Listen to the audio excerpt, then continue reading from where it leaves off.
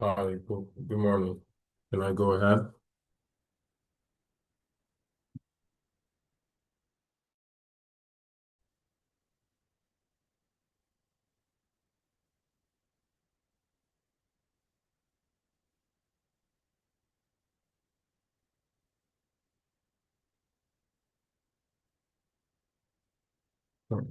I will begin.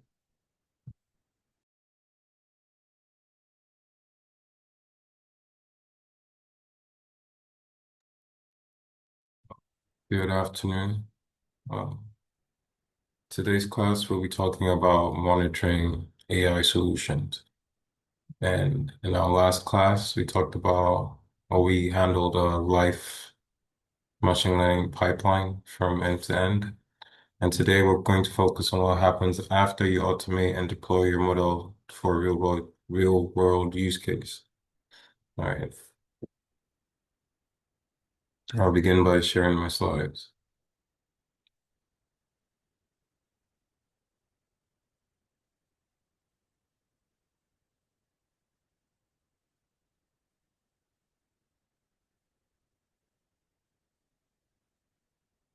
Right.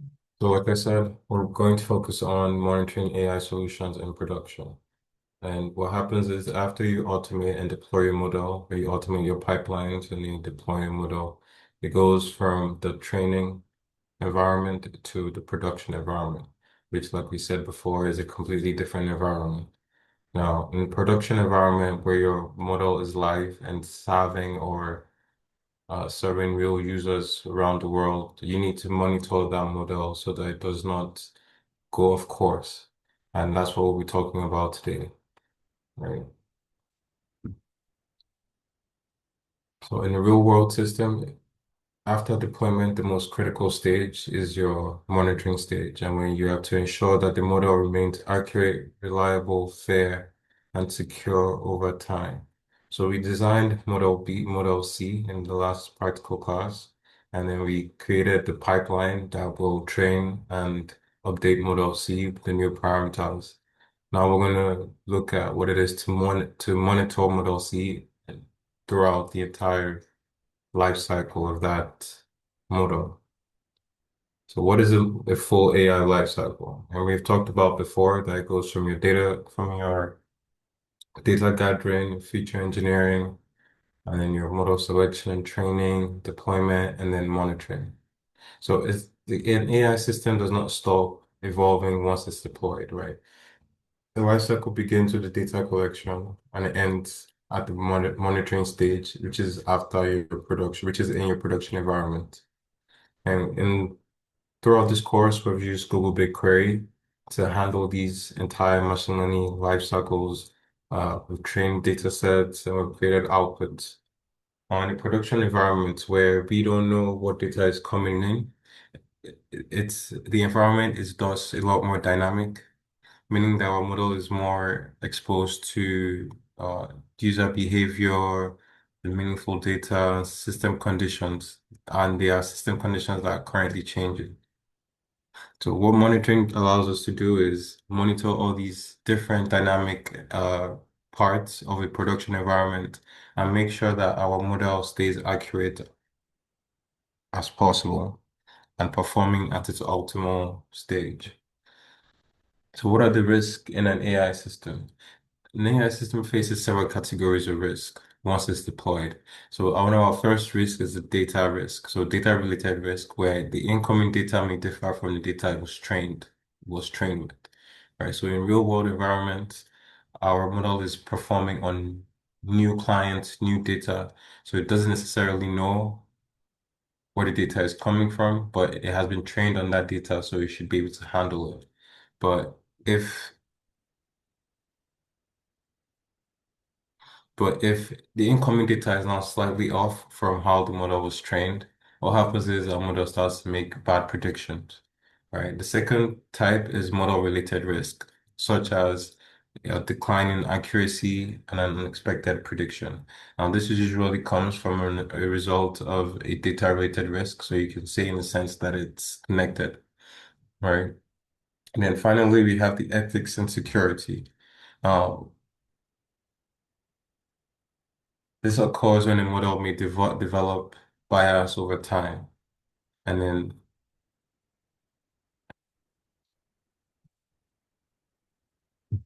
so the ethics side is where the model develops bias over time. And then the security side is where it includes potential exploitation of the model or the data pipeline. So this is where you have external external bodies trying to, hack our model, get our clients' data, or even get our data, right?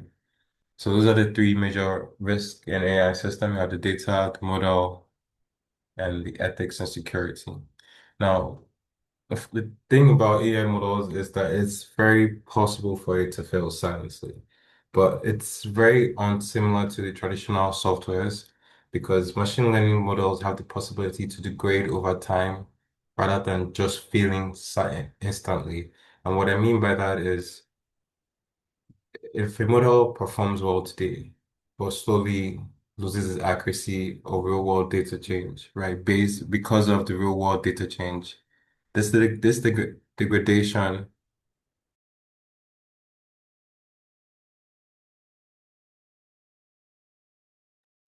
this degradation is usually invisible until it causes significant business or operational impact, right? So what happens is it doesn't stop abruptly, it stops over time. And because it stops over time, you won't see the damage until it's already too late, until uh, you're already losing revenue. And this is where monitoring comes in. Monitoring allows us to monitor those drifts as soon as they happen so that by it doesn't get to the point where we are losing money. We can catch it, nip it in the bud. If yeah. So that's what it is. That's one of and the failures is silent degradation, the gradual degradation.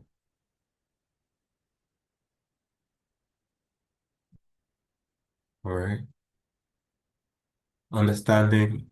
Another one is the data drift. Now, I mentioned earlier that data drifts basically just occur when there's a statistical change in the incoming data compared to what the training data set was. If the model was trained, for an example, was trained with users aged 20 to 40, but then we start getting users from age 50 to 70, it could affect our predictions. So it will now mean it'll be up to us. Do we want to, and this is a business case, do we want to limit our users and say, okay, once you're over 50, you can't use our app, or do we decide to retrain our model with the new information? Now, what happens is if we don't train our model, then there's a shift in what the model was trained with. And then this means that eventually the model will start to degrade with its predictions and we'll start losing revenue eventually.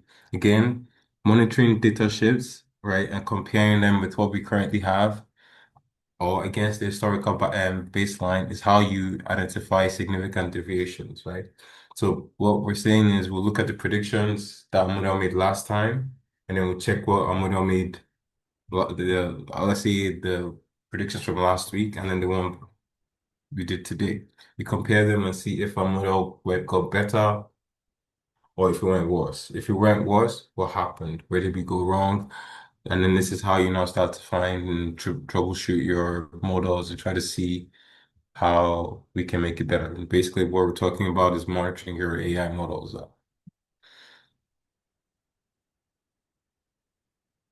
So this is also more on the data related side. If you're training data, right, and that's what we're talking about, training serving skew.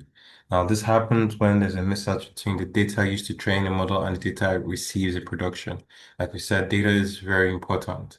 So data sets, and on this side is that, on this point is that the data sets that we trained our model with are usually clean and structured, which is one of the most important first stages of machine learning is that you clean your data and you make it ready for training, right? So they're clean. But in production, you might have some missing values. Somebody might not put their second name, somebody might not put if they enjoy the service or not, or their age. So you have a lot of these missing values, and that could affect its prediction. So because when you feed a model with, let's say out of 5 columns, the person just puts two, the model doesn't have enough information to make this prediction. So this Monitoring now will help us identify these discrepancies by continuously comparing training data characteristics with real life production data. So what we'll do if we're going to start monitoring our model was that we're going to compare our training data and make sure that it matches the live production data it has been receiving over the last, since it became live. So in the past 2 years since our model came online, what is that? What does the data look like? The data that we have been feeding it, right? And then we start to either train the model again with that new data or we do some feature engineering, basically whatever solution. But the idea is that monitoring helps you to keep track of your models in production and make sure that they're not drifting off course. So, so like I was saying, monitoring isn't a one-time thing. It's not something you do at once, especially when it's in a real-world condition. It involves you constantly tracking those metrics that we talked about, our evaluation metrics, the accuracy, precision, recall, confidence score, and all those other metrics that we talked about, the evaluation metrics that allow us to see how a model is performing. A model that shows any declining performance might need retraining or adjustment. But by monitoring our predictions, right, we can constantly understand how our model is behaving, right, and constantly observe the trends, indicating whether the model is improving or degrading. So you just have to keep checking your model out, basically. All right. So we're measuring against simpler model. This is another angle. And what this is sometimes it's best to not just track one model's performance. It's good to always compare it with other baseline models, right? So it could be a simpler model we've developed before or a model that didn't get to production, but it was on the same domain or use case, right? Or a different version, if not, it could be a previous version to the new version. And then we just compare how these two models perform and see what hyperparameters that we put that were involved in the training of these models and try to understand how we can get our production model to work better. So it's a lot of, understanding and analysis just to see how the model goes from being uh, uh, in 7/10 to a 10/10 type of model. And that's what monitoring allows us to do, constantly track our model's performance.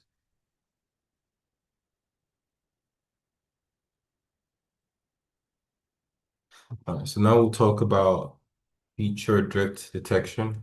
And what happens here is that we all understand how important feature engineering is. I hope that we do because we've talked about this a lot throughout this course. But it's a very important part of machine learning, data science, and all the things that come with model training and understanding, right? So when feature drift occurs is when a model that originally was either trained or relied heavily on some certain columns or features to make its prediction.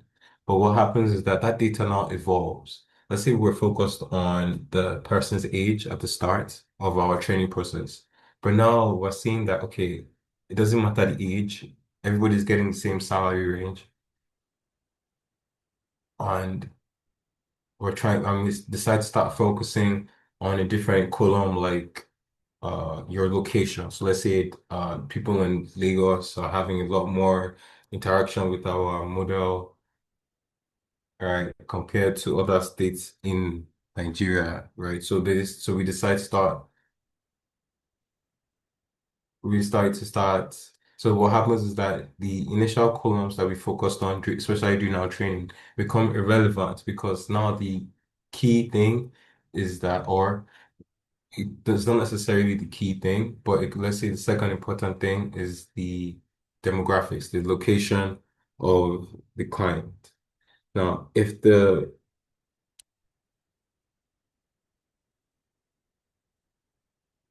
what happens is if the model doesn't,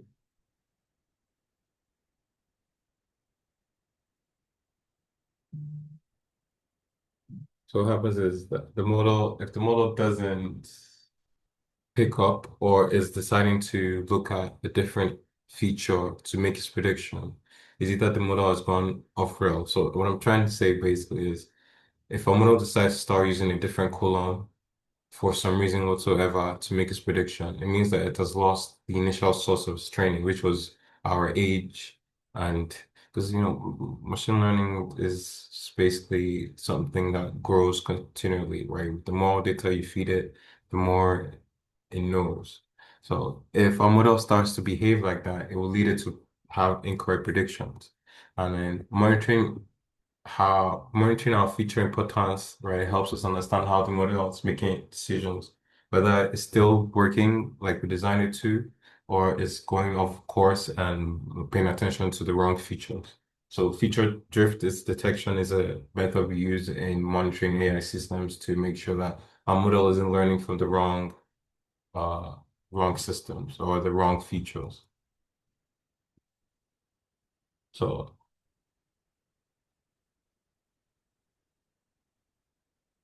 So we also need to make sure that our model is forming ethically and is being fair. So what happens is our systems are not just designed to be accurate, they're also designed to be fair and unbiased in the sense that you feed it with enough information so it makes the best output. You don't skip, you don't, so we're saying Lagos, Abuja, Kaduna, right? And then there's people coming in and using our platform for all those sides of Nigeria. If we don't have enough information on the other states, right, you could say that our model is making biased uh outputs or predictions because even if we have one or two in those other states, because we don't have the data or they don't have the quantity and size, if someone in a different state decides to use our model, the person won't get the accurate prediction that it was supposed to if someone in Lagos uses it because someone in Lagos, our model has enough information on someone in Lagos compared to someone in all those other states that I didn't mention. So that's what it is by when a model is not being fair or is biased, right? So we need to make sure a model is always fair and unbiased because over time, models can develop bias due to change in the data. For example, if a model is favoring a certain group over others without explicit intent, right. Like I said, if it's focusing on Lagos more than the other states because the number of users in Lagos are more, we need to then monitor the model for bias and make sure that our predictions are across that come out of the model are unbiased and fair, and they are responsible to the AI principles that we AI engineers live by or are trained to, imbibe in our day-to-day during using AI technology and moving and developing models. So we need to make sure that our models meet the ethical standards and are trustworthy and compliant worthy. So we also need to focus on protecting our data and model because we all know what hacking is, and they're really, really, it's a really, really, well, it can be a very sad thing. So what you need to focus on is security. Is another aspect of monitoring is that you need to focus on your security. So you need to make sure your model is not vulnerable to external attacks like data poisoning, where malicious data can be introduced into our model to corrupt our model and corrupt our predictions, right? We should also make sure that we prevent our models from being exposed so they don't copy our models, and that's what model extraction is. Because you don't want everybody knowing your backend code and your important information. You try to just make sure that it's within the company and you don't leak your valuable code, basically. So you monitor your models and to do that, what we do is monitor the models, you check for anomalies, unauthorized access attempts, and then we integrate security measures into our model or our pipeline to protect our model at all stages of the life cycle. And then again, monitoring is an ongoing process, and it just means you have to continuously monitor your model. It's not a one-time activity. It will go throughout the model's lifetime, right? Any automated system regularly computes metrics and detects anomalies and triggers alerts when the threshold is exceeded. So this ensures that we catch whatever is going wrong early and we can address it before it starts to impact our users and our business. So continuous evaluation is very important and it's an ongoing process that we need to keep our models from being static into adaptive, resilient solutions.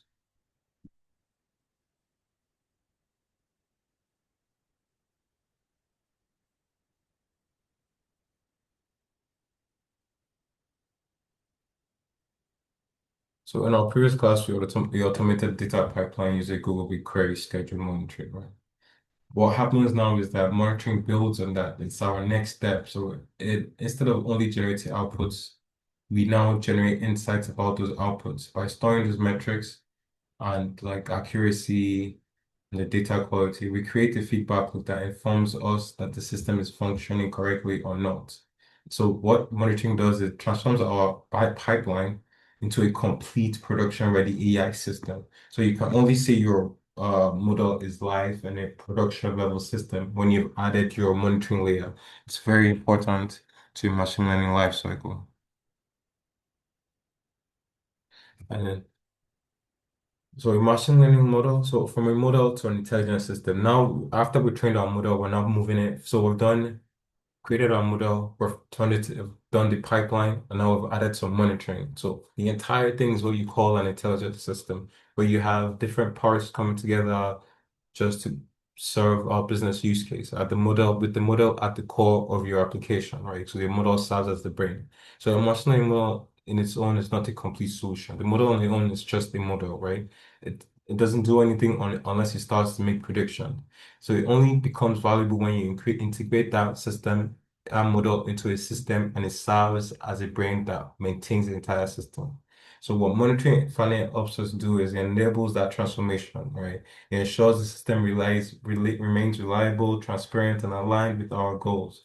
By combining the data pipelines, automation, and monitoring, we move from building models to building an intelligent system, right? So everything we've covered in this course has brought us to what we are today. And what we have today, what we would have had today, is an intelligent system, right? Backed with a very smart model that we trained on our data.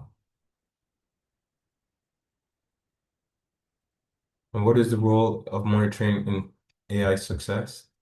To answer that question, I'll say is it determines at the moment of deployment. It is determined. So the success of an AI solution is not determined at the moment of deployment, but over time in its lifetime production.